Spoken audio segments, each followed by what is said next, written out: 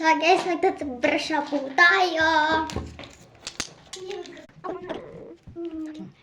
Permeso. Dalo. Tumalit naman yung sabi ko. Ito na iba, mainit siya. Parang nakakainom ko siya yan. Kapag sa mainit, talukuhan mo yan. Hindi ka na niya hindi nagkakaroon ng init niya. Ano ka kaya? Saan ka ba siya? Saan ka ba siya? Ah, ito. Ano ka makasali?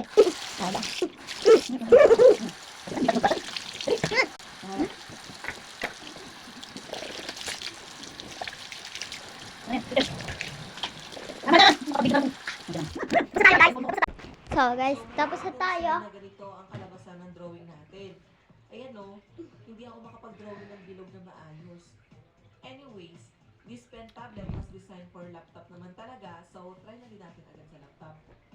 Ayun, maayos siyang gamitin sa laptop, o di ba, smooth. O, si Kuya dyan nyo, pagod na. Meron din siyang customizable button sa taas na pwede nyo i-customize gamit yung official driver niya na matatagpuan nyo lang din naman sa website nila. So, bago pa humaba tong video, mag-drawing na agad tayo. Kumuha lang ako ng reference sa mga old arts ko before, so ayun. Anyways, for me, maganda naman tong tablet. Sobrang cute ng size niya and smooth din siyang gamitin. Hindi delay yung response niya sa laptop.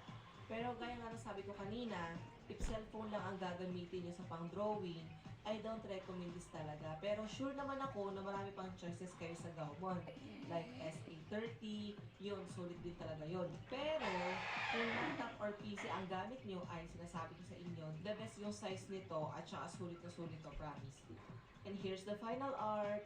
I just wanna thank Gaumon for this another opportunity na ma-review ang product nyo. Thank you so much. Back to the story.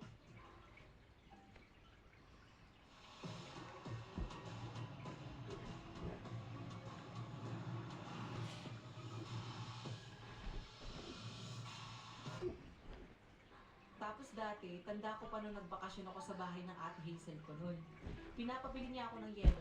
So, ganito na outfit natin.